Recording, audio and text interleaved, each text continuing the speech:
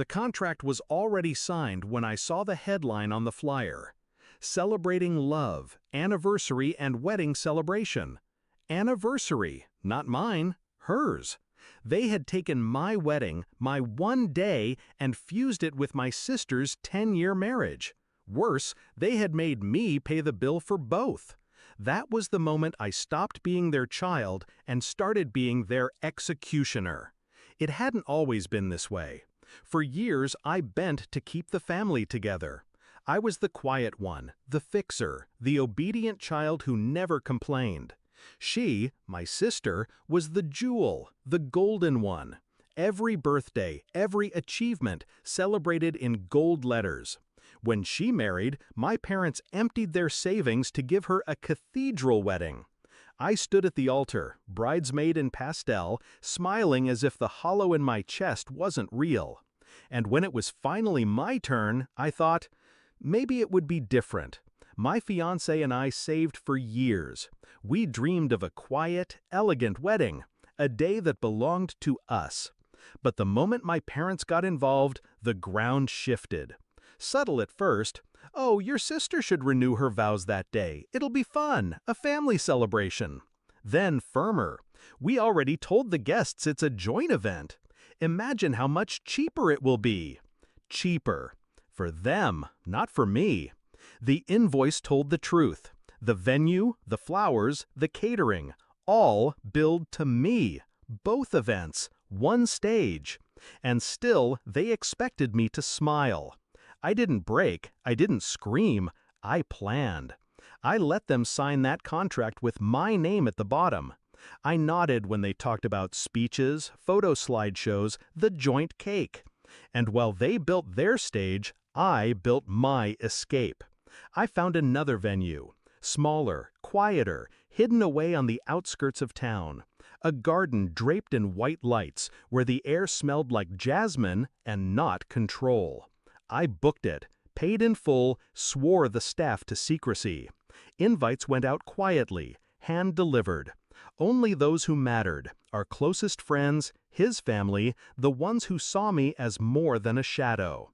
The ceremony was set for noon, hours before my parents' spectacle. That day, I walked down an aisle lined with roses, not expectations. My fiancé's eyes brimmed with tears, and for once, the world felt honest. We spoke our vows in sunlight, kissed under the weight of our own promises. And when applause broke out, it was for us. Only us. No sister, no parents, no theft. My wedding was mine. By evening, I slipped back into their theater. The ballroom glittered with chandeliers, but the air was thick with entitlement. My parents smiled wide, waiting for me to take my place on stage, to stand beside my sister as if her anniversary mattered as much as my vows. I didn't. I stood in the crowd, champagne in hand, and watched. The slideshow came first, her wedding photos, her children, her vacations. Guests applauded politely. Then the DJ announced, "And now, the bride and groom." All eyes turned, but we didn't move. I let the silence stretch, delicious and suffocating. Guests glanced at each other, whispers crawling like vines through the room. Finally, my mother hissed across the table, "What are you doing? Get up there!" I met her eyes and said the words I'd been saving for years. I already had my wedding today. You weren't invited. The color drained from her face. My father's jaw clenched. My sister's smile faltered, confusion curdling into rage. The whispers turned sharp. Guests leaned in, hungry. "Wait, what? She already got married? When?" I took a slow sip of champagne, letting them choke on the truth.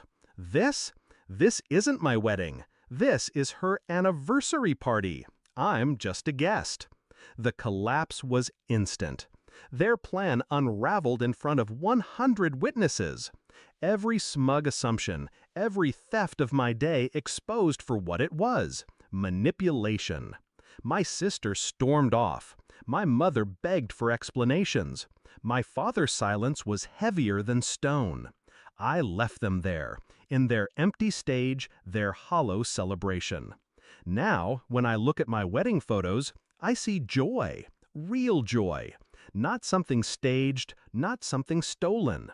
Just us, untouched by their control. They don't speak of that night anymore. The silence is their punishment. The memory is mine.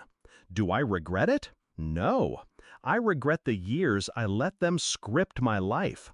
I regret the silence I kept. I regret the child who thought obedience would one day be rewarded. But that night, that was my freedom. Because I married the man I love and left them to marry their shame.